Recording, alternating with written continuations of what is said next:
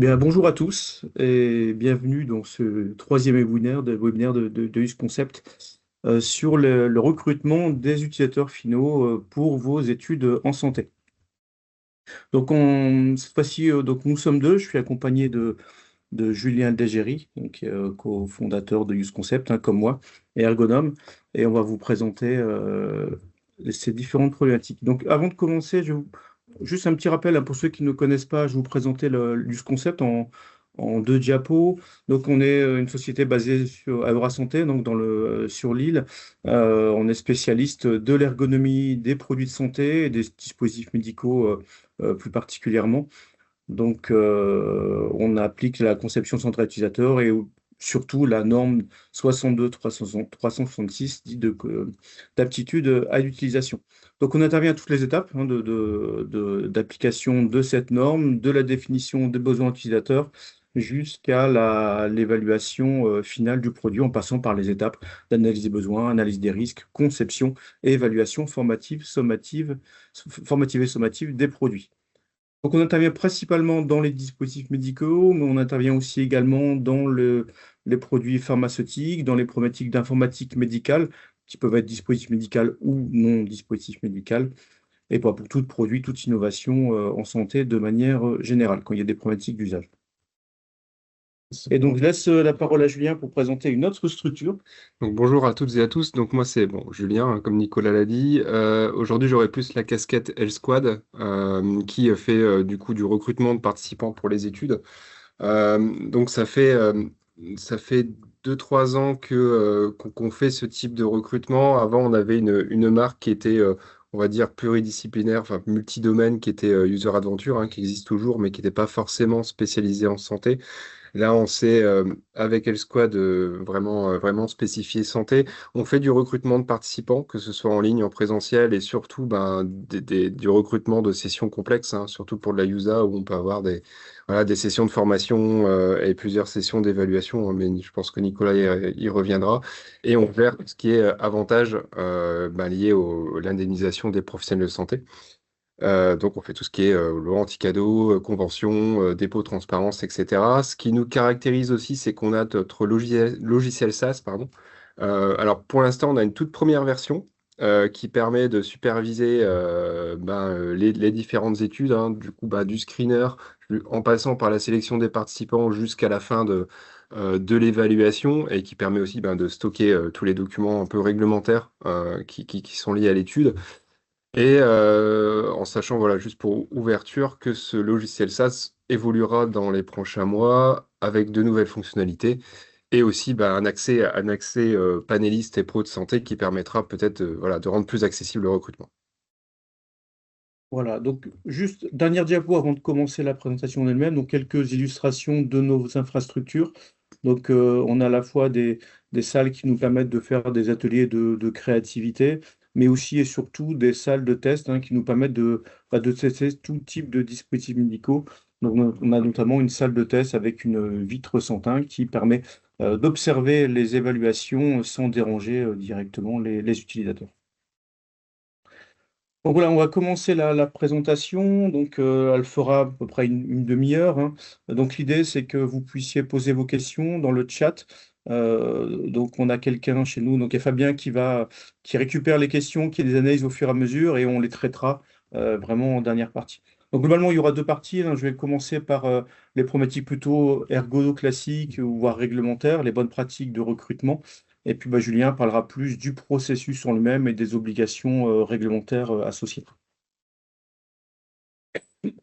Alors déjà, en introduction, hein, pourquoi faire ces recrutements? En fait, tout simplement, si vous avez si vous appliquez les principes d'ergonomie de manière générale, on considère que l'utilisateur est une personne extrêmement importante dans le process de conception. Alors, si je prends ici la première, je vais mettre mon petit pointeur laser. Si je prends la première norme, la norme ISO 9241, donc 210, qui dit de conception centrée sur l'opérateur humain. Donc déjà dans le titre, on se rend compte que l'opérateur, en tout cas l'utilisateur, hein, on peut l'appeler aussi comme ça, est la personne la plus importante dans le process, donc d'où l'importance de les impliquer à toutes les étapes de conception d'un produit. de l'analyse des besoins, encore une fois, jusqu'à l'évaluation finale du dispositif. On retrouve un peu cette même problématique, là, pour le coup, dans la norme 62-366, donc la norme d'aptitude à l'utilisation, donc qui est la norme qui donne présomption de conformité, hein, pour faire simple, si vous appliquez le règlement MDR 745 pour le marquage CE de vos dispositifs médicaux. On ne va pas en parler aussi directement dans la présentation, mais on retrouve cette même mécanique, cette même norme et les mêmes processus pour d'autres contextes comme la FDA, par exemple. Donc, au niveau des différentes méthodes qu'on peut mettre en place et qui nécessitent des utilisateurs, hein, si vous prenez de la liste, vous allez dans le guide d'application des normes, vous prenez la liste des méthodes d'ergonomie, la très grande majorité de ces méthodes impliquent des utilisateurs finaux. Donc, si on prend les grandes méthodes, bon, ce sont les entretiens. Donc là, vous allez voir des utilisateurs finaux ou alors des futurs utilisateurs, hein, si le produit est encore en conception. Tout simplement, vous allez interroger pour connaître à la fois leur contexte d'utilisation, leurs problématiques, leurs besoins et éventuellement leur usage s'ils ont déjà utilisé le produit. Ça peut être aussi des panels d'experts. Donc là, si vous ne pouvez pas observer directement ou si une mise en situation peut être compliquée, vous pouvez recruter un panel, hein, ça peut être 5 chirurgiens par exemple.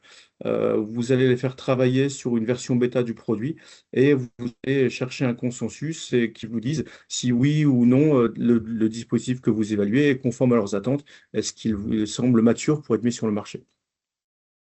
Ça peut être aussi lors d'observation.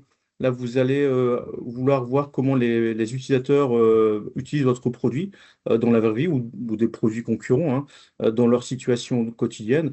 Donc là, le principe, c'est que vous allez les observer faire leur activité normalement ou quasi normalement, hein. Vous les observez, donc ça, c'est un peu perturbant, ça les modifie très légèrement leur activité, mais globalement, vous observez leur utilisation normale. Vous pouvez aussi impliquer des utilisateurs dans des simulations. Donc là, ça peut être avec un mannequin, par exemple, hein, vous leur mettez des cas d'usage, vous leur demandez de faire certaines actions et vous regardez comment ils se débrouillent avec les produits. Et ça peut être, comme on voit sur l'illustration sur la droite, ça peut être lors d'ateliers de créativité. Donc là, vous êtes plutôt en amont, hein, vous voulez définir les cas d'usage ou l'interface du produit. Bah, vous animez votre session et vous recrutez des utilisateurs représentatifs par rapport à votre produit et donc vous les impliquez dans le design. Et là, voilà, je vous ai mis les principales, mais on peut en retrouver d'autres. Et enfin, si on prend maintenant les méthodes d'évaluation, donc on retrouve les entretiens, hein, donc l'entretien peut être à la fois en analyse des besoins et en évaluation. Ça peut être aussi des questionnaires, donc qui peut être fait soit à l'issue d'un test, soit en surveillance après commercialisation. Vous voulez être sûr que vos utilisateurs utilisent bien votre produit, qu'il n'y ait pas de problème particulier. En fait, vous avez la méthode des entretiens, enfin des questionnaires, pardon. Et donc là, c'est pareil, vous pouvez être amené à recruter un certain nombre d'utilisateurs. Et enfin, la méthode la plus souvent utilisée, hein, celle qui est plus efficace pour avoir des preuves de la bonne ergonomie d'un produit, ce sont les tests utilisateurs. Donc là, vous recrutez un panel d'utilisateurs, vous êtes très directif sur les consignes, vous leur demandez de faire un certain nombre d'actions avec le produit, et vous regardez tout simplement est-ce qu'ils arrivent à avoir une utilisation correcte sans erreur d'utilisation, ou est-ce qu'ils font des erreurs, ou est-ce qu'ils ont des difficultés dans l'usage. Alors la question qui peut se poser, c'est comment définir le panel? C'est une démarche qui n'est pas forcément si simple, hein. La première étape, c'est de définir des critères de segmentation. Quels sont les paramètres qui vont caractériser vos utilisateurs? Donc là, je vous ai cité les critères de segmentation les plus importants. Donc ça peut être la profession, la spécialité. Déjà, la première question qu'on peut se poser, c'est est-ce que l'utilisateur est un professionnel de santé ou est-ce que c'est une personne tout venant, un profane? Ou est-ce que ça peut être un patient? Déjà, c'est un premier élément de segmentation. Au niveau de la profession, quelle est la profession? Est-ce que c'est un médecin? Est-ce que c'est un infirmier? Est-ce que c'est un kinésithérapeute? Voilà. Déjà, ça, c'est un premier élément de segmentation assez important. Ça peut être aussi les interfaces qui sont actuellement utilisées. Est-ce que les personnes utilisent déjà une version antérieure du produit, est-ce qu'ils connaissent déjà la marque? Ou est-ce que non, c'est la marque qu'ils ne la connaissent pas, ils utilisent d'autres produits de la concurrence? Ça peut être aussi l'expérience, hein, en global, en termes d'années, en termes aussi d'utilisation de produits similaires. Ça peut être le sexe ou pas, ça dépend des cas, hein. Parfois c'est pertinent, parfois ça ne l'est pas. En général, on considère que le sexe comme un critère de segmentation quand il y a une notion de force physique, ou alors de taille. La taille des segments osseux, par exemple, on sait que globalement, les hommes sont plus grands que les femmes. L'âge aussi peut avoir une importance, hein. Donc alors l'âge, c'est surtout un critère qu'on utilise pour les personnes profanes ou les patients. Vous pouvez avoir des patients qui peuvent avoir, des utilisateurs patients qui peuvent avoir 6 ans, 7 ans, 8 ans, mais ça peut être aussi des personnes âgées, voire très âgées. Si on prend ici à Use Concept, hein, entre le plus jeune et le plus vieux des personnes testées, on a testé des personnes de 6 ans jusqu'à 99 ans. Donc ça peut être un panel très large. Ça peut être aussi le niveau d'études. Donc si vous avez notamment, si vous recrutez des personnes profanes, hein, qui ne sont pas professionnelles, il faut que votre panel soit représentatif de la population. Vous pouvez vous dire, par exemple, je prends un tiers des personnes qui ont fait des études supérieures, un tiers qui ont un niveau bac ou équivalent, et un tiers qui n'ont pas de niveau bac. Voilà, l'idée, c'est d'être représentatif de l'intégralité des utilisateurs. Ça peut être aussi la question peut se poser pour des pathologies ou handicaps. Est-ce que dans l'usage, des personnes ayant un certain niveau de handicap seront amenées à utiliser le produit? Donc, si c'est le cas, il faut le spécifier. Et ça peut devenir, le cas échéant, hein, si c'est important, un critère de recrutement. Donc, la question qui peut se poser, c'est comment on fait des groupes utilisateurs? Donc, si ce sont des critères vraiment importants, qui font que les profils seront très différents, on considère que ce sont des utilisateurs qui seront dans deux groupes différents. Donc, si je prends la notion de profession, enfin, professionnel de santé versus patient, un même produit, s'il y a des patients qui l'utilisent et des infirmiers, là, pour le coup, ça sera forcément deux groupes différents. Donc, on verra après pour le nombre de personnes intégrées dans le groupe. Si c'est un critère qui est important, mais peut-être moins critique que celui que la profession, ou le profil des patients lui-même, ça peut être un critère secondaire.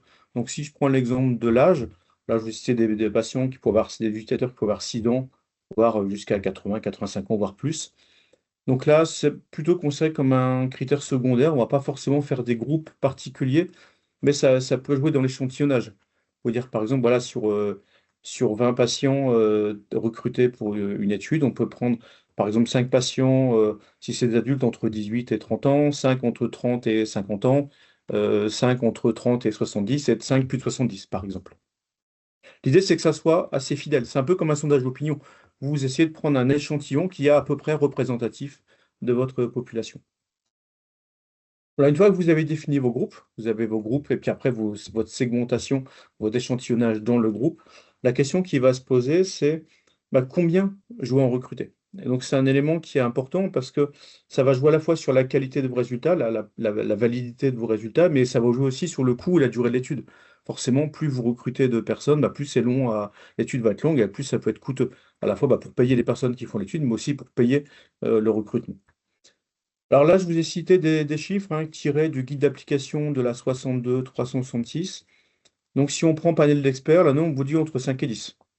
Voilà, donc 5, ça permet d'avoir un certain niveau de représentativité. 10, c'est encore mieux. Après, au-delà de 10, le rapport coût-bénéfice devient un peu intéressant et vous apprenez peu de choses nouvelles. On a à peu près les mêmes chiffres pour les focus group. On considère que là, si on prend un noté les participatifs, hein, comme on peut voir par exemple ici, voilà, ça c'est ce qui est dit pardon, dans la littérature entre 4 et 8. Et c'est vrai que ce qu'on ressent, nous, qu'on fait ce type d'études, c'est une pertinence aussi dans la facilité d'animation.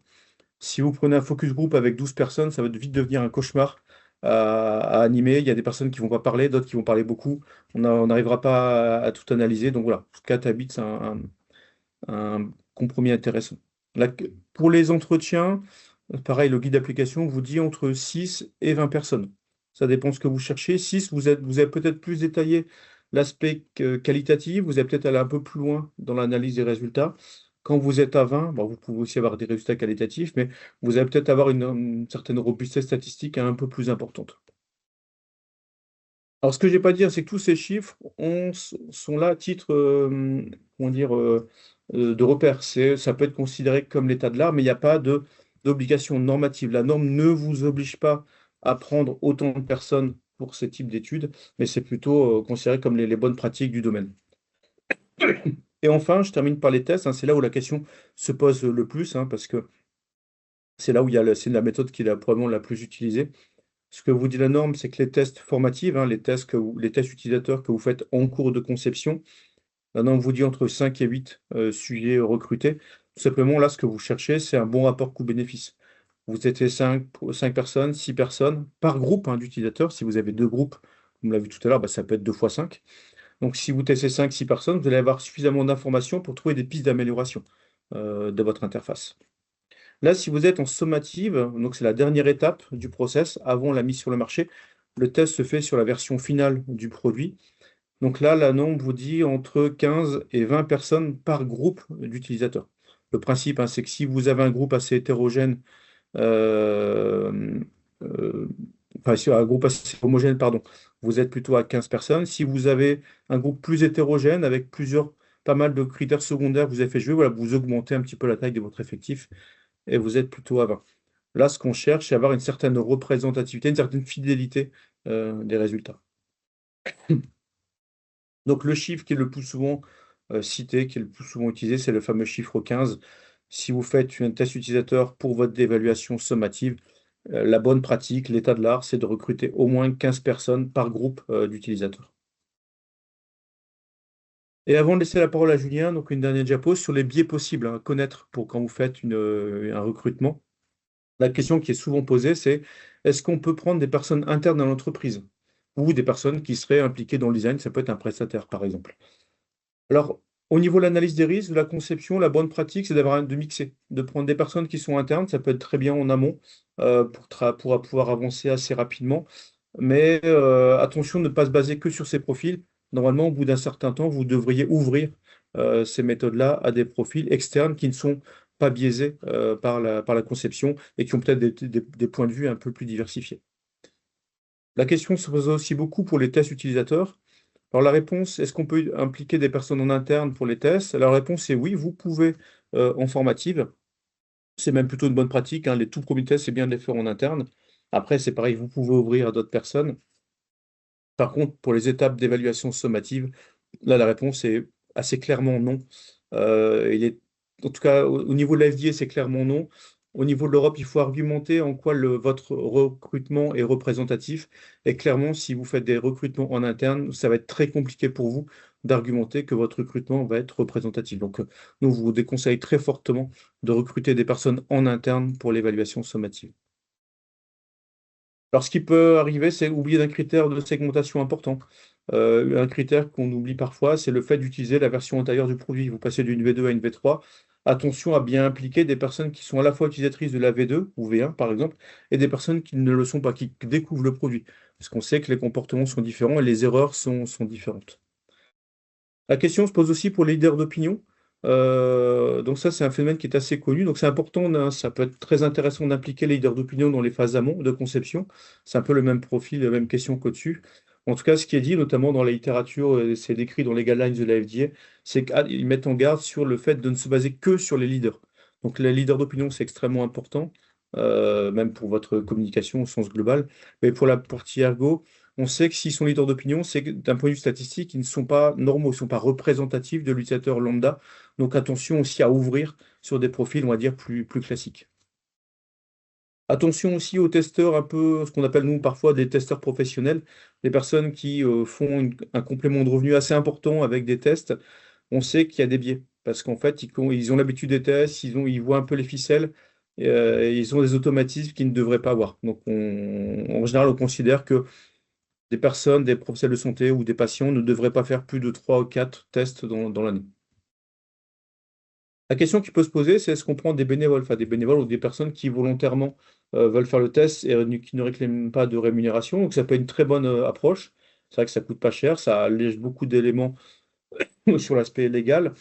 Par contre, on sait que c'est pareil, hein, ces personnes-là ne sont pas forcément représentatives. Les personnes qui acceptent de participer à des tests de façon gracieuse, donc leur point de vue est intéressant, mais c'est pareil, il n'est pas représentatif de l'utilisateur lambda. En général, ces personnes-là sont plus, excusez-moi, plus curieuses, plus motivées, peut-être plus technophiles que la moyenne. Donc aussi attention à ce biais-là.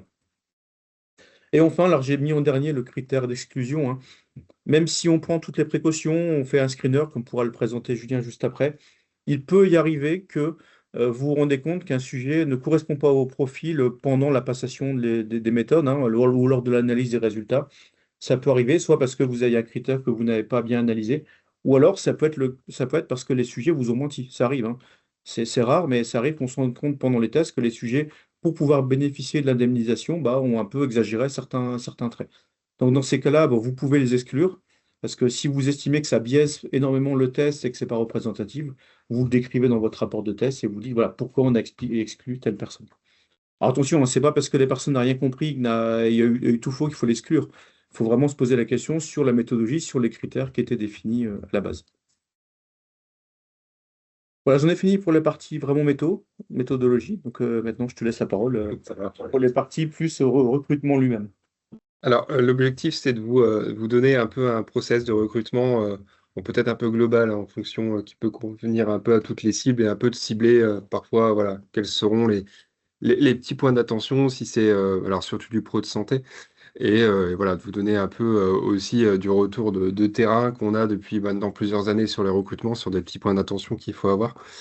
Donc j'ai un peu schématisé ça en 7 grandes étapes, avec déjà la planification du recrutement. Alors c'est en lien avec ce que disait Nicolas juste avant. Parfois on voit le recrutement comme finalement une suite. On a fait le protocole, on va contacter des prestataires, on va en interne et on va lancer le recrutement. Et finalement, il faut qu'il y ait un échange plutôt pendant le protocole et que ça reste peut-être un peu, on va dire un peu malléable parce que voilà, que vous passez par nous ou par d'autres prestataires de recrutement, ils seront de bons conseils. Parfois, on imagine une méthode qui est complètement folle, alors que finalement, on pourra avoir les mêmes résultats sans contraindre, en contraignant beaucoup moins les participants, et ça pourrait réduire énormément les coûts. Il y a plein de choses peut-être à discuter en amont avec les personnes qui seraient en charge du recrutement. Il y a plusieurs choses à sonder quand on planifie un recrutement. Est-ce que déjà, quelles sont les informations qu'on peut diffuser aux participants pour les recruter? Est-ce qu'on peut donner le nom du fabricant? Est-ce qu'on peut donner quelques détails du produit? Alors forcément, le participant connaît un peu la thématique de l'évaluation. Est-ce qu'on ne peut pas voilà, il y a un sujet de l'évaluation qui le gêne, on ne veut pas voilà, qu'il soit devant le fait accompli. Mais il peut arriver très souvent que, bah, effectivement, certains fabricants et certaines innovations facilitent grandement le recrutement, hein. Que ce soit pour des patients qui finalement suivent un peu les actualités des développements des produits parce que bah, c'est des patients chroniques et finalement ils espèrent que bah, des nouvelles technologies arrivent pour faciliter leur prise en charge, ou des pros de santé qui s'intéressent bah, finalement aux dispositifs médicaux qui sont développés. Souvent, ça a plus un effet favorisateur qu'on va dire que négatif, même si parfois ça peut arriver dans certains cas, même si c'était très rare, que bah, certains fabricants sont un peu mal vus, ou actuellement, on va dire que leur réputation est pas tip-top, et que ça peut finalement voilà, un peu rendre un peu plus difficile le recrutement. Alors, aussi les dates prévues, forcément, hein, si on commence à faire du recrutement de chirurgiens en juillet-août, voilà, c'est compliqué, hein. Ça paraît un peu évident, mais parfois, on peut être de bons conseils aussi dessus. Définir les modalités, le nombre de sessions et l'organisation globale. Vous allez vite comprendre que surtout si on se concentre uniquement sur le monde du DM, bah, s'il y a formation à l'utilisation, bah, est-ce qu'elle doit rentrer dans cette évaluation? Donc les participants doivent être formés. Est-ce qu'on peut faire des formations par petits groupes? Par combien de personnes? Les durées de session? Est-ce que ces formations sont obligatoirement présentielles? Est-ce qu'elles peuvent être en ligne? Est-ce que les tests sont en ligne? Est-ce qu'elles sont présentielles? Est-ce que vous vous déplacez vers les structures hospitalières? Est-ce qu'il faut que ça soit à un endroit donné? Finalement, tout ça et surtout cette ligne-là va un peu conditionner la dureté du recrutement, et finalement influencer les possibilités de recrutement et l'indemnisation qu'on va donner aux participants. Forcément, si on recrute des personnes un peu moins spécifiques, c'est en ligne, c'est 45 minutes, c'est une session, on va les indemniser. L'effort d'indemnisation va être vraiment moindre comparé, voilà, si on leur demande de venir 3 fois dans une salle de test dédiée. Et parfois, ces éléments-là, en discutant, voilà, en échangeant beaucoup avec les personnes qui font le protocole, ben, parfois on arrive aussi à faire le tri de ce qui est nécessaire ou pas de demander aux participants. Parfois, bah, effectivement, la formation, est-ce qu'elle peut pas être réduite au périmètre du dispositif médical qu'on évalue? Est-ce que c'est forcément en présentiel? Etc., etc. Donc ça, c'est assez crucial, parce que on voit encore des personnes qui arrivent vers nous avec des méthodologies un peu hors normes. où voilà, ils veulent simuler des blocs opératoires, ils veulent que les participants soient là en même temps pour se passer un dispositif à travers une, une version simulée d'un bloc pour voir s'il y a des risques de perte d'asepsie, etc. Alors que c'est des choses qui sont par exemple simulables d'un point de vue indépendant. Donc il n'y a pas besoin. Parce que si on commence par exemple dans ce cas-là à devoir réunir un chirurgien et une ibode sur le même créneau dans une salle de test dédiée à 30 km de leur lieu de travail, bah, ça va commencer à coûter et il y a pas de miracle. La conception du screener, alors ça fait extrêmement écho à ce que Nicolas disait. Identifier les données importantes, comme disait Nicolas, qui me permettent de segmenter les participants. Donc il y a deux niveaux, hein. Il y a les informations qui permettent de les segmenter dans les groupes. Et il y a aussi bah, les informations, on va dire, entre guillemets, bonus qui vous permettent un peu de sélectionner ou de, euh, ou de constituer votre groupe de participants qui serait un peu hétéroclite. Ne pas oublier d'ajouter des questions pièges. Ça fait aussi écho à ce que disait Nicolas. Si vous arrivez avec un screener et que vous disiez, vous dites, vous êtes bien, vous utilisez ce dispositif, il va vous dire oui. Il sait très bien que voilà, il y a une indemnisation. On lui demande s'il il utilise ce dispositif-là. Il y a de grandes chances que c'est parce que c'est le critère d'inclusion au test. Voilà, il y a plein de de petits tips à avoir quand on fait un screener. Ben voilà, on va lui présenter plein de dispositifs différents. On va lui demander de classer les dispositifs qu'il utilise le plus souvent ou des choses comme ça. On va plutôt lui demander de faire des tris ou donner un avis ou de donner des fréquences ou carrément avoir l'inverse des petites questions pièges par-ci par-là du screener. Faites attention à la longueur du screener. Pas que alors d'une part que le participant n'ait pas l'impression d'avoir débuté l'étude, aussi qu'il aille au bout du screener. Ça peut paraître bête, mais bon, au bout de la 10e question du screener, on peut perdre des participants. Voilà, il y a un juste milieu du screener à trouver, parce qu'en plus, effectivement, parfois, ça peut être intéressant de collecter ces types d'infos. Nous, parfois, on a fait des screeners sur une centaine de potentiels participants, et rien que les réponses au screener à 10 questions, enfin, ça valait une étude complète, quoi. C'était déjà très intéressant. Et après, forcément, validation et diffusion de ce screener-là. Multiples modalités, hein. Nous, on a notre logiciel qui descend jusqu'aux participants et qui fait remonter l'info et qui la trie. Mais après, voilà, vous pouvez utiliser des questionnaires Google ou des choses assez classiques. Tant que vous êtes RGPD compliant, tout va bien. La diffusion et la sélection des participants, alors là, c'est plutôt un tip pour vous en interne, hein, que vous externalisez ou pas la chose. Nous, on le fait de deux façons. Alors, on a une grosse préférence pour le fait de le faire en un coup, parce que souvent, bah, si on va dans des démarches un peu longues ben, on contacte la personne, on lui envoie un screener, s'il correspond, on commence à lui envoyer des dates possibles, etc. Bah, dans le temps, on en perd, c'est obligé. C'est un peu comme ça, c'est un peu l'histoire de petit poussé, on va en perdre en route. Après, ça dépend, ça dépend, chaque recrutement est différent, ça dépend dans le panel si on a assez de personnes. Nous, ce qu'on préfère, par exemple, voilà, c'est de tout faire en une fois, de bien catégoriser les choses, d'envoyer un screener, et finalement, ben, s'il arrive au bout du screener, parce on a mis des choses qui peuvent le faire sortir, en fonction de ses réponses, bah, s'il arrive au bout, il y a déjà des propositions de dates et il est préqualifié, il a sélectionné deux, trois dates où il était disponible, et on a déjà finalement un pré-calendrier avec des profils associés. Parce que aussi de votre côté, vous allez avoir un ou deux modérateurs, vous n'allez pas en avoir 10. Et si vous avez une semaine de test dans une salle de test, voilà, vous n'avez pas 10 000 créneaux disponibles et peut-être qu'un choix entre un participant et un autre, ça sera sa disponibilité, hein, tout bêtement. Euh, et après, nous, ce qu'on aime bien faire aussi, et je pense que c'est une bonne pratique de votre côté, c'est de faire valider la sélection ou de donner la main directement à un responsable de l'étude. Ça fait écho à ce que disait Nicolas aussi. Il y a quand même on va dire, une appréciation de l'arbitre entre le participant ne correspondait pas à la cible parce qu'on a oublié quelque chose dans le screener, parce il a réussi à passer tous les pièges des questions du screener, où il s'est mal comporté, hein. C'est assez simple. Ou finalement, voilà, il y a eu un biais de sélection ou des choses comme ça. Nous, ça nous est déjà arrivé où on est venu nous voir en disant, ah, le profil ne correspondait pas du tout. On a fait un test sur une appli mobile, il comprenait rien, il n'avait pas de téléphone, etc. Et effectivement, c'était une personne qui n'avait pas de smartphone ou qui utilisait très peu, mais c'était pas quelque chose qui était dans le screener et que le client avait prévu. Et finalement, bah, c'est toute une discussion avec lui de, bah oui, mais il correspond, la personne qu'on a recrutée correspond quand même à vos futurs utilisateurs. C'est pas parce que les résultats sont mauvais que de tout de suite il faut l'exclure de l'étude.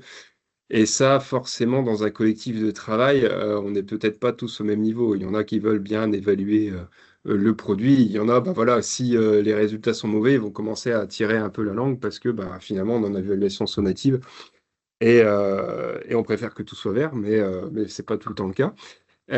Et c'est aussi une manière de protéger tout le monde.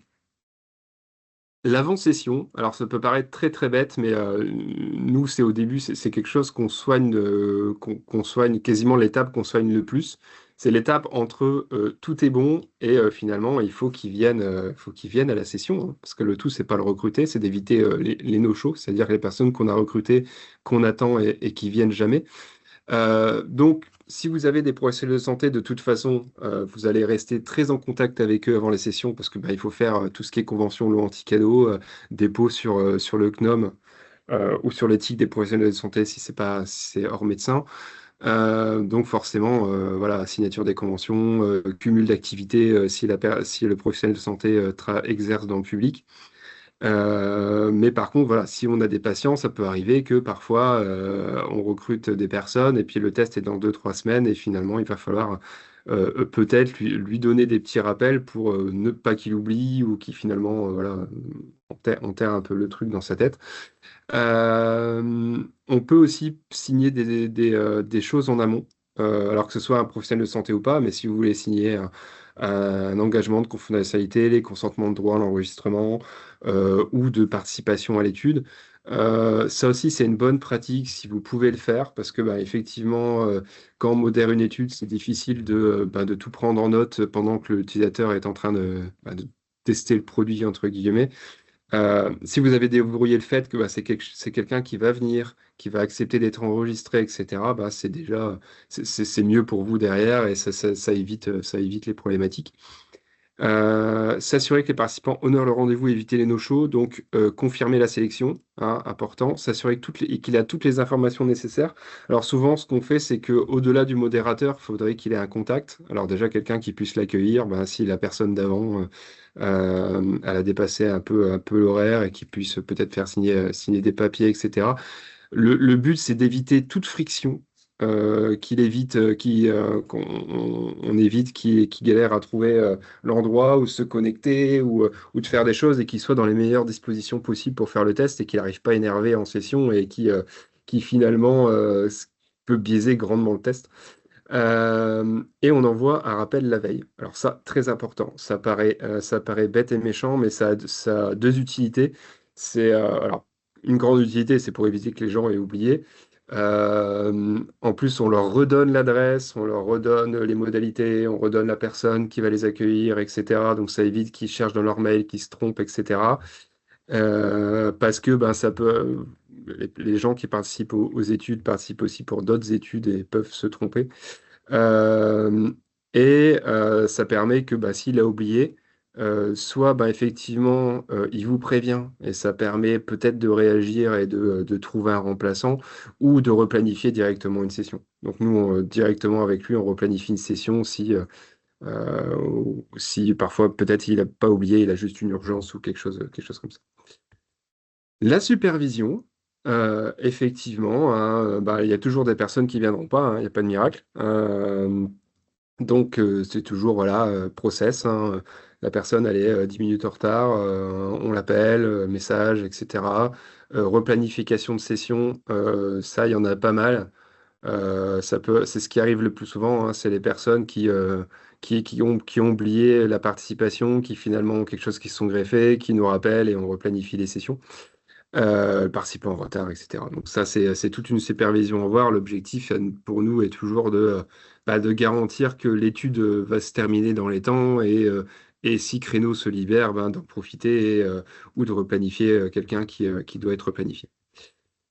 La confirmation dans l'autre sens, c'est-à-dire que le participant est bienvenu, qu'il a fait l'étude, qu'il correspondait bien aux critères, que la session s'est bien déroulée. Donc c'est là où, si erreur de casting, on va s'en rendre compte et on va essayer de trouver les causes. Est-ce que ben, il a menti à son screener?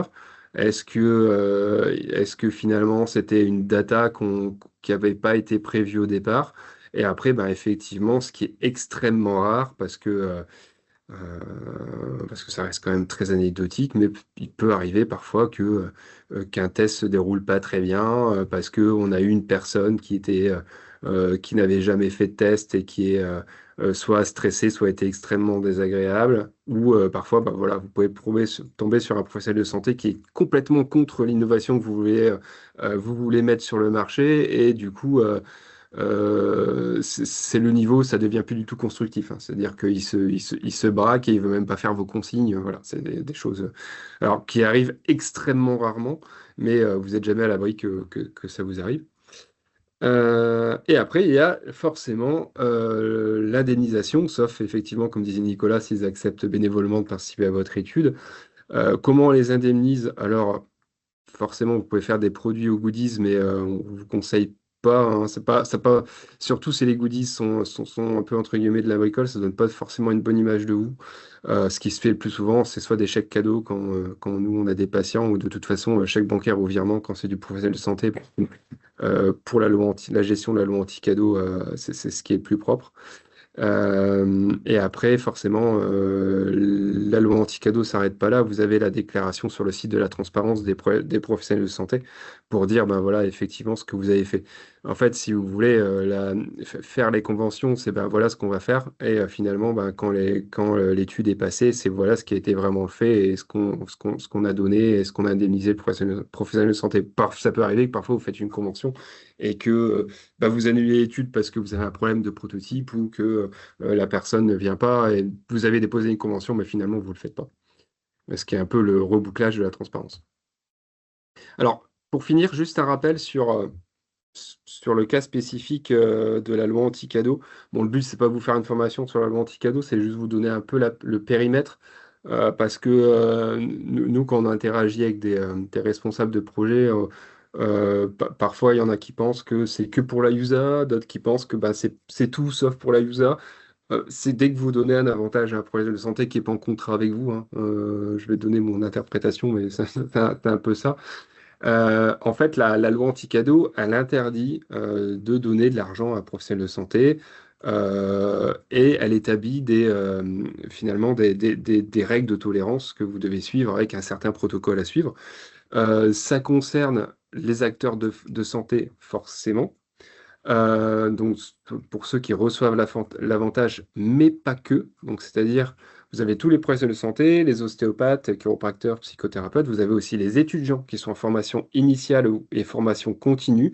Et vous verrez, bah, je n'ai peut-être pas forcément les chiffres, mais dans la diapo, mais les seuils d'indemnisation ne sont pas les mêmes. Donc, ils ont des règles un peu différentes. Les associations qui regroupent les professionnels de santé et étudiants aussi. Donc, c'est-à-dire que le petit truc de ouais, mais c'est pas grave, professeur Intel, il a une association, on va lui verser, il fera ce qu'il veut de l'argent après et tout. Bah non, ça marche pas non plus. Ça rentre aussi dans le scope. Et vous avez aussi tous les fonctionnaires et agents. Forcément, vous avez pas mal de fonctionnaires qui sont investis dans les achats hospitaliers. Donc forcément, si c'est la base de la loi anti-cadeau, c'est de ne pas leur donner de l'argent pour influencer des achats sur les fabricants de matériel.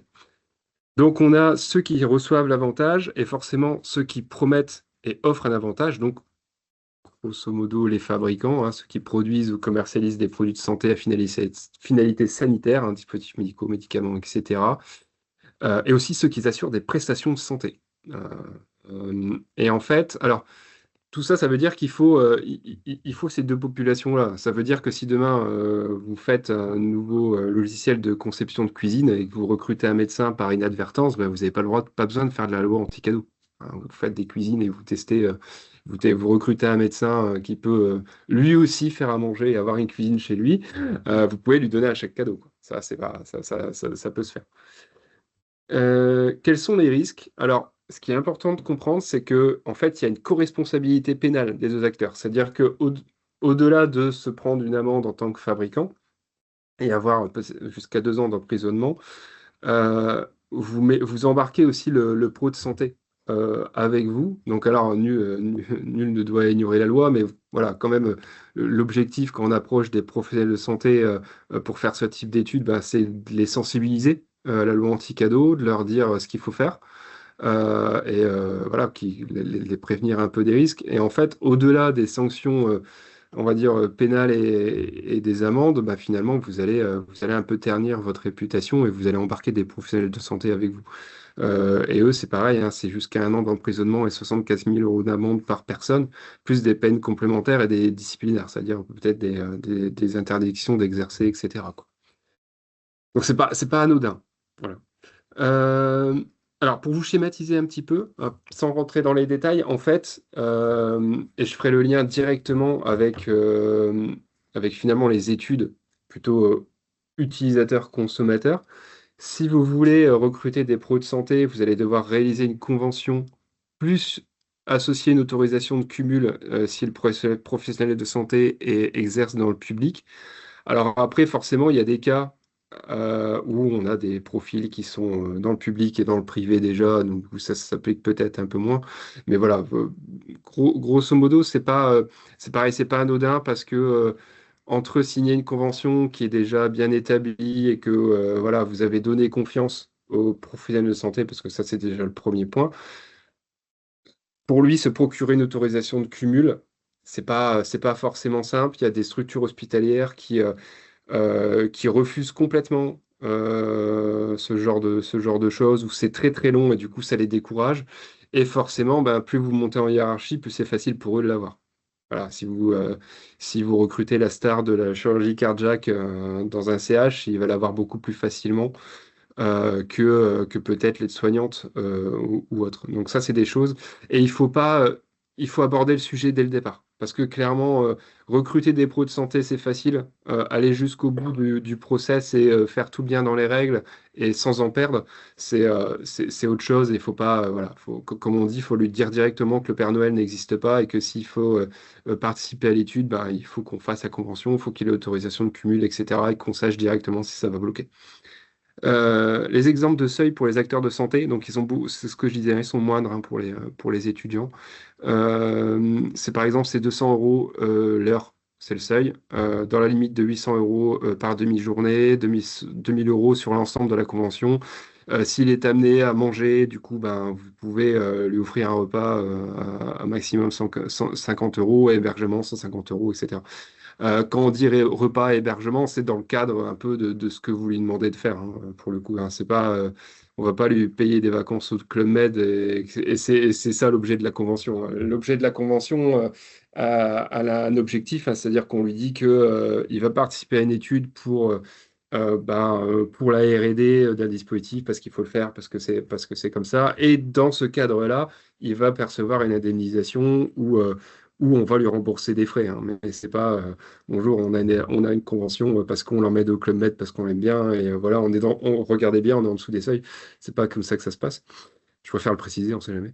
Et en fait, vous avez deux choix. Soit vous êtes au-dessus des seuils, et là, c'est une démarche d'autorisation préalable. Donc là, vous allez déposer une demande d'autorisation sous un délai de 2 mois. Autant vous dire qu'avec une étude de USA, ça ne colle pas du tout. Parce que ben, si vous avez un changement dans la date ou quoi, il faut tout recommencer. Enfin, c'est vraiment très très strict. Et de toute façon, si vous dépassez les seuils, c'est que déjà en termes d'indemnisation, vous avez fait une erreur, quoi. Vous payez beaucoup trop la personne pour qu'elle fasse l'étude et que du coup, vous allez avoir un biais inverse de bah, tout le monde va venir. C'est sûr que si vous les payez 1 000 € à l'heure pour tester votre produit, ils vont tous vouloir venir. Vous n'allez pas avoir de problème de cumul. Mais voilà. Tout ça pour vous dire que si vous êtes en autorisation préalable, c'est que vous avez un problème d'estimation dans votre indemnité que vous avez donnée. Et souvent, et quasiment, vous êtes toujours en dessous du seuil. Et là, en fait, c'est quelque chose qui est beaucoup plus souple, où vous faites un dépôt, une déclaration préalable. Donc, vous déposez la convention ou l'autorisation de cumul sur le site du CNOM ou de l'éthique des professionnels de santé. Et en fait, ils ont 8 jours avant finalement de donner leur avis. Donc soit bah, finalement ils disent rien qui dit mot consent, ou soit bah, parfois ils donnent des remarques, hein, ils font des commentaires, mais c'est toujours très constructif, hein, pour faire un retour très pratico-pratique, hein. Nous, on en dépose beaucoup. Souvent, très souvent, on n'a pas de commentaires. Et quand on a des commentaires, bah, finalement, c'est des petites choses qui ont évolué de leur côté et qui nous informent. Bah ouais, maintenant, il faut dire, il faut donner le montant imposable que du pro de santé ou des choses comme ça. Mais ça va pas plus loin que ça. Euh, du coup, j'enchaîne sur la présentation. Ouais, bah, tout à l'heure, on peut finir, puis après on fera les questions. Oui. Du coup, voilà pour un peu le process complet, hein. Bon, j'ai survolé un petit peu, mais on pourrait en parler des heures. Mais vous voyez bien, alors juste pour conclure, que l'indemnisation et cibler l'indemnisation, ça prend en compte plein de paramètres, hein. Autant les paramètres de votre étude que finalement, ben, réglementairement, ce que vous avez le droit de faire. Et ben, finalement, on peut penser en premier lieu que on ne saurait pas trop où mettre le curseur sur l'indemnisation qu'on promet aux personnes. Mais finalement, quand on regroupe toutes les informations, ça commence à se quadriller, en sachant que, et je finirai là-dessus, forcément, les professionnels de santé, il y en a beaucoup qui font des études et qui sont habitués à en faire. Et il y a quand même un prix du marché qui se décide. C'est-à-dire qu'ils ne sont pas ignorants, ils sont contactés parfois par des boîtes américaines pour donner des avis sur une plateforme ou un truc comme ça. Et ils savent que ben, telle personne les paye autant d'heures, etc. Et parfois, c'est une bataille sur certains profils. Pour finir, c'était un peu la bonne occasion de vous en parler aujourd'hui. Use Concept et L Squad, en fait, ont sorti un nouveau bébé hier. Donc c'est pour ça que c'est. En fait, on a décidé de créer Made in Lab Lille, qui est finalement bah, on peut appeler ça grossièrement notre Living Lab sur l'île, hein, donc au cœur du CHRU et du parc Rasanté. L'objectif vraiment de ça, c'est de lui donner une identité propre et d'améliorer bah, l'accessibilité à ce type d'études. On sait que bah, c'est toujours vu de manière complexe et très coûteuse. Nous, on possède les locaux, hein. Pour le coup, bah, c'est nos locaux qui nous permettent de faire nos études en santé pour nos clients côté Use Concept. Côté L-Squad, on a un énorme panel autour du lab bah, qui s'est construit d'année en année. Et du coup, on souhaite bah, mettre à disposition tout ça avec des coûts accessibles pour être totalement transparent, pour bah, finalement avoir une offre un peu plus directe et un peu plus modulaire. C'est-à-dire que bah, vous pouvez profiter de nos installations et notre panel pour venir faire vos études chez nous, sans nous, hein. Même si vous pouvez venir nous dire bonjour, mais en tout cas, voilà, vous pouvez profiter de tout ça. Et si vous avez des personnes en interne qui savent mener des études ou qui veulent même faire des études hors de la USA, hein, c'est-à-dire voilà, euh, des études marketing ou même des événements, des démonstrations, des choses comme ça. Voilà, Ou c'est des des, choses qui ou des peuvent, des formations, hein. formations, oui, c'est des choses qui peuvent être organisées. Donc voilà, c'était l'objectif aussi de vous présenter ça et de vous faire un peu l'annonce. L'objectif, c'est qu'en fait, vous vous consacrez à votre protocole et tous les aspects un peu compliqués qu'on vous a présentés, donc recrutement, il y a aussi la salle à réserver, à préparer. Bah, ça, finalement, on s'en occupe. Vous arrivez et puis bah, vos utilisateurs vont venir à vous naturellement et vous vous consacrez à vos études. L'objectif, c'est que vous mettez les pieds sous la table. Voilà, donc l'heure a tourné. Donc là, on est 11h50. Après, nous, on a encore un peu de temps. Là, je me tourne vers Fabien. Là, est-ce qu'il y a eu des questions? Alors, n'hésitez pas à en poser hein, si vous n'avez pas encore fait. Bonjour, du coup, bah, j'espère que vous m'entendez correctement. Vous pouvez voilà, laisser vos petites questions dans l'onglet conversation dédiée. On avait eu d'ailleurs une première petite question, c'est si le support allait être transmis en fait aux gens. Donc, bah, en fait, le webinaire sera, comme les fois précédentes, retransmis sur YouTube. Donc, bah, là-dessus, vous pourrez directement retrouver bah, toute la session. Donc, il n'y a pas de souci là-dessus. Donc je vous laisse un petit peu de temps voilà, pour poser vos questions. On peut peut-être déjà commencer par une première question d'Adeline. qui se demandait si lors de la conception des interfaces et des études formatives, principalement les documents d'accompagnement pour les patients, comment on pouvait recruter les utilisateurs, et comment, on pouvait faire les tests sur les premières itérations auprès des personnes de l'entreprise. Ça, Julien, il me semble que tu avais déjà répondu dans la diapo, non, Nico, dans la Oui, diapo sur de les biais de entreprises. recrutement. Oui, en fait, Ouais. quand c'est en interne, c'est même plutôt une bonne pratique hein, de faire un premier tour bah, auprès des personnes que vous avez sous la main, parce qu'en fait, ça va vous permettre d'avoir des retours assez rapidement. Mais après, l'idée, c'est que une fois que ça s'est stabilisé, une fois qu'après vos retours en interne, vous avez plus de problèmes détectés, bah, la bonne pratique, c'est d'ouvrir à des personnes qui ne sont pas dans l'entreprise, hein, pour l'aspect formatif. Donc, c'est une bonne pratique en formative hein, pendant la conception, que ce soit pour les notices d'utilisateurs, que ce soit pour le produit lui-même, pour un logiciel, tout ce que vous voulez. Par contre, pour la sommative, l'évaluation finale avant commercialisation, là, pour le coup, on peut considérer, pour faire un raccourci, hein, on peut considérer que c'est interdit. Il faut vraiment être très attentif à ça. On commence à avoir de plus en plus de remarques hein, lors des audits sur cette partie-là. Parfois même des fabricants qui doivent refaire des sommatives parce que le recrutement a été fait en interne et c'est de plus en plus scruté par les auditeurs. Juste pour compléter, en fait, finalement, on peut faire deux réponses, hein. Il y a la réponse réglementaire qui dit c'est autorisé ou pas.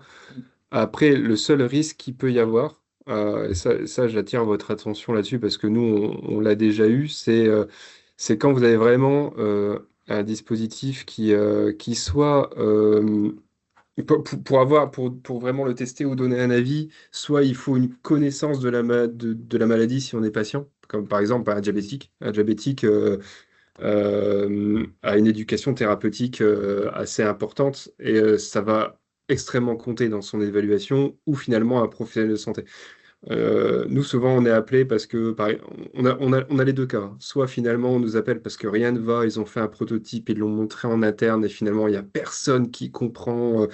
Et finalement, en fait, ils comprennent pas parce que c'est pas des chirurgiens ou c'est pas des infirmiers. Quand le biais il peut être dans l'autre sens. Ouais, et en fait, du coup, ils ont bloqué le process de conception parce qu'il y a eu ce truc-là, où finalement, ils sont passés à côté des vrais problèmes.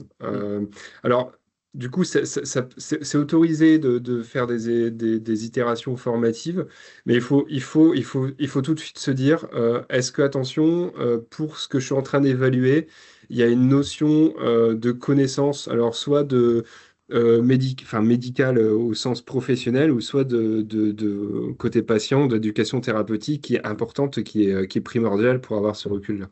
Parfois, on a aussi les biais pour les professionnels de santé qui sont employés chez les Mm. fabricants. Donc, ce sont des personnes qui ont des avis très intéressants, ils connaissent la clinique. Mais en fait, s'ils sont employés chez le fabricant, c'est aussi qu'ils sont plus représentatifs de leurs anciens collègues. Donc, attention aussi, on se sent rassuré d'avoir dans l'équipe un infirmier, un médecin qui va donner notre avis. Mais attention, c'est pas forcément généralisable. Donc, attention à ce biais-là. Et c'est vrai qu'on se fait facilement avoir, en fait.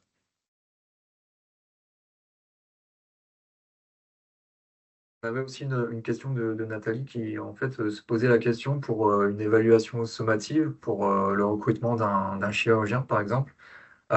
Comment était évalué le coût du recrutement d'un testeur, le coût horaire d'un testeur? Ah, ça, Moi, Julien avait ouais. répondu, en fait. Hein. Ouais, en fait, ça dépend effectivement surtout des modalités. Alors, effectivement, alors nous, ce qui peut rentrer en compte, alors je parle de nous, comment on fait, c'est déjà, nous, on a notre propre panel propriétaire, donc si on a beaucoup de profils qui correspondent à la cible, on sait qu'on peut taper un peu en dessous en termes d'indemnisation, parce qu'on on a beaucoup de possibles répondants et qu'on sait qu'on va pas devoir les chasser, entre guillemets. Il y a surtout les modalités. Il y a trois niveaux, hein. C'est est-ce que c'est en ligne ou une partie en ligne? Est-ce que vous allez vous déplacer? Est-ce qu'à contrario, c'est un robot de chirurgie, par exemple? Eh ben, il va devoir se déplacer sur un site une ou plusieurs fois. Eh ben, il y a la durée des sessions. Et finalement, je veux dire, la cerise sur le gâteau, après, ça dépend de vos caractères innovants. Effectivement, ce qui peut réduire un peu la note, c'est que si on sait que vous développez un tout nouveau robot de chirurgie et que si on parle au chirurgien qui va avoir les yeux qui brillent et qui va voir un peu tester en avant-première, on peut jouer aussi dessus. Euh, Mais on sait que si on va attirer un chirurgien, voilà, on peut pas lui donner 50 euros pour une heure, ça marchera pas, quoi, par exemple. Et donc, du coup, pour continuer sur notre question, si un chirurgien participe à une étude sans rémunération, est-ce obligatoire de le déclarer au CNOM? Non, c'est le bonus. Si vous avez quelqu'un qui fait ça, voilà, de manière bénévole, ben, vous n'avez pas de déclaration à faire. Alors, on avait aussi Bénédicte qui demandait des petits conseils pour recruter au mieux pour des sommatives sur son propre produit. Euh, Par exemple, si éviter les biais de recrutement et arriver à avoir des profils assez diversifiés qui seraient satisfaits du produit vs ceux qui en seraient plutôt détracteurs. En gros, est-ce que c'est gênant de ne recruter que au sein de sa base d'utilisateurs? Ça peut être c'est un peu ce que j'expliquais avec les utilisateurs actuels et les nouveaux utilisateurs. Que ça, la norme ne précise rien, hein, on est plutôt au niveau de la bonne pratique et de la justification. Dans ces cas-là, il faut à la fois des personnes qui sont déjà utilisatrices, c'est bien d'avoir déjà un retour sur le produit, et aussi, si c'est une nouvelle version, bah, vérifier que l'évolution de la version ne va pas créer des frustrations, ne va pas créer des nouveaux risques. Et la bonne pratique, c'est aussi d'avoir des personnes, alors peut-être pas forcément des détracteurs, mais au moins peut-être qu'ils ne sont pas utilisateurs. Et après, des détracteurs, bah, je viens un peu parler aussi.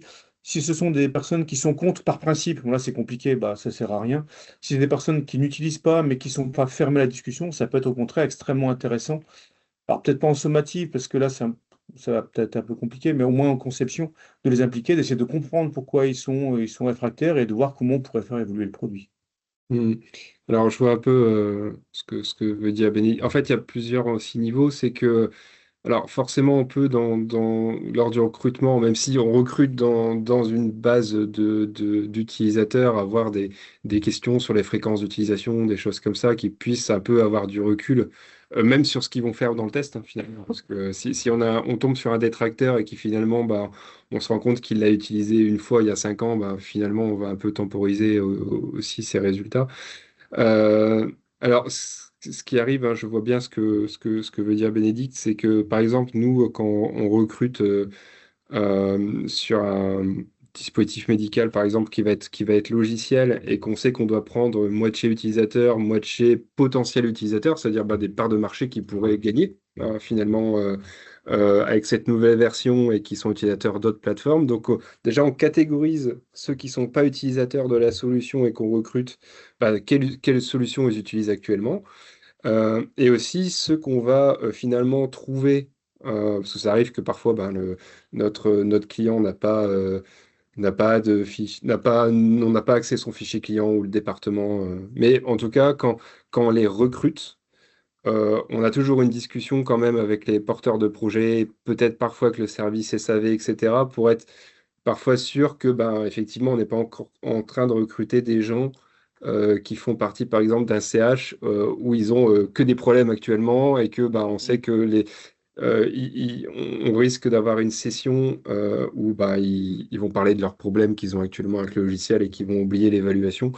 Mais c'est toujours, voilà, hein, c'est toujours un doux équilibre entre, bah, on va aller chercher des utilisateurs représentatifs, pas non plus bah, des gens qu'on n'entend pas et qui a jamais de problème, mais toujours avoir une Ouais. diversité. Mais éviter effectivement les gros pièges comme ça, Effectivement, quoi. ça dépend de la nature du problème. Si c'est un problème de SAV, l'ergonomie, il n'y peut rien directement, mais elle va être impactée parce que la Ouais, personne sera énervée globalement. c'est ça. C'est vrai que c'est des choses auxquelles on est parfois confronté.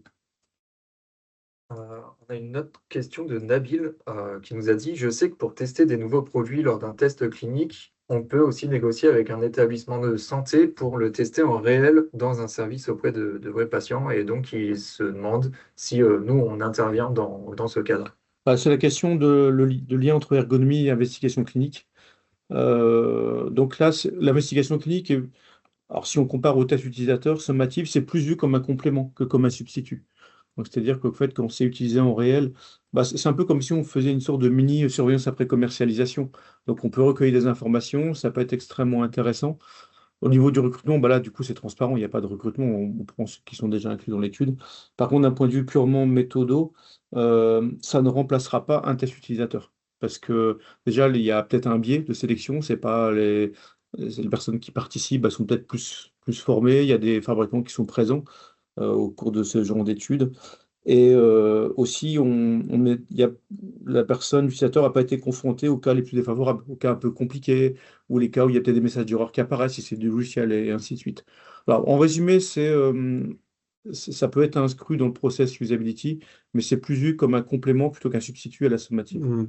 Après, en termes de recrutement pur, là, ça serait plutôt, voilà, s'il y a déjà une démarche d'évaluation clinique qui est prévue, le seul nous où on peut intervenir, c'est d'aider à trouver voilà, des personnes des acteurs de santé qui vont prendre part à cette essai clinique ou router, je veux dire ça comme ça, des patients qui pourraient être intéressés par cet essai clinique-là.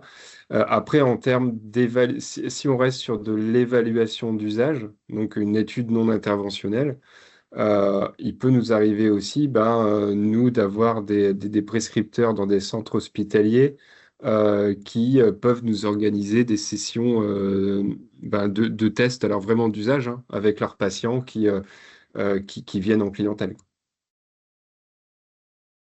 Alors, Julien, j'ai une petite question pour toi. Je pense que tu pourrais répondre sur la anti-cadeau.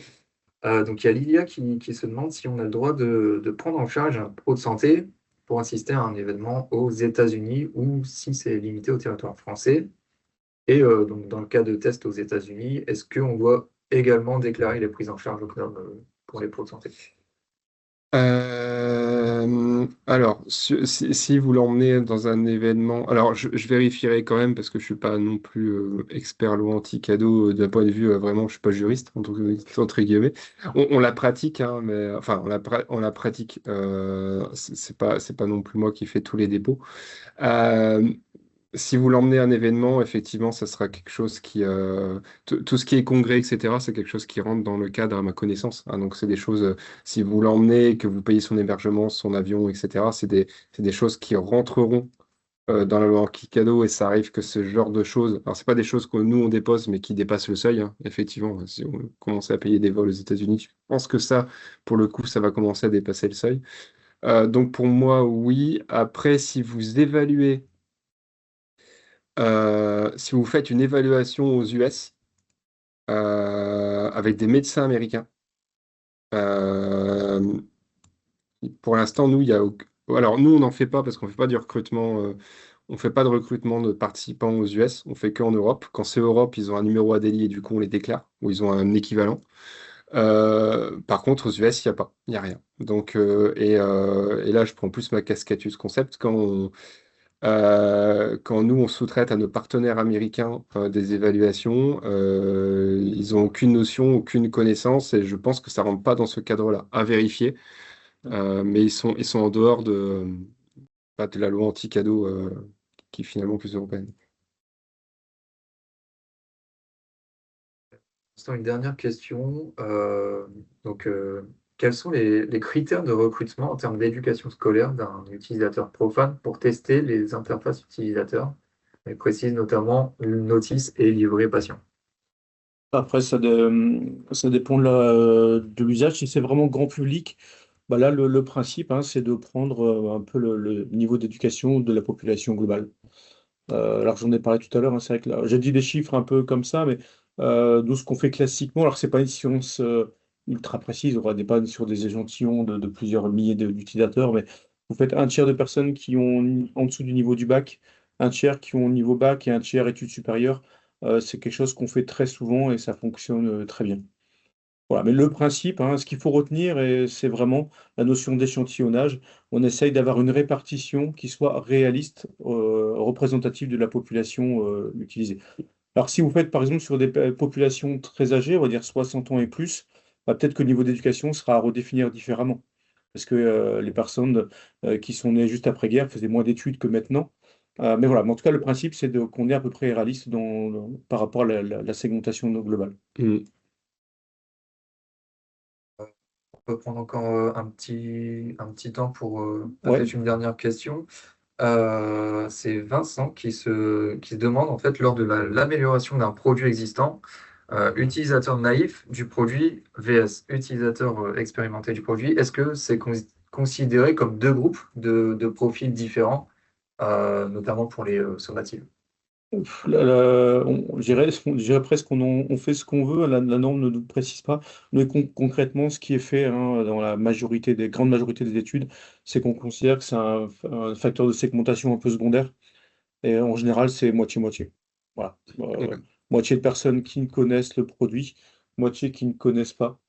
Mais après, voilà, mais c'est pas une vérité absolue. Tout est toujours sous couvert de justification. Et si jamais on se dit, voilà, les utilisateurs actuels sont très différents parce qu'il y a une énorme différence d'usage, on pourrait envisager d'en mettre deux. Ça serait plus l'exception. Mm. Même pour la FDA, on n'a jamais été challengé là-dessus, pour le coup. Voilà, c'est à peu près tout pour les questions. Comme je vous l'ai dit, vous pourrez retrouver le webinaire sur YouTube en rediffusion. Euh, Voilà. c'est- Merci pour votre attention et vos questions. S'il y a des questions qui vous viennent après coup, n'hésitez pas à nous contacter, hein, on y répondra avec plaisir. Et voilà, si vous avez des besoins en recrutement ou en méthode aptitude à l'utilisation, voilà, encore une fois, n'hésitez pas à nous contacter. Ah, merci beaucoup Merci et puis beaucoup. bon appétit à tous.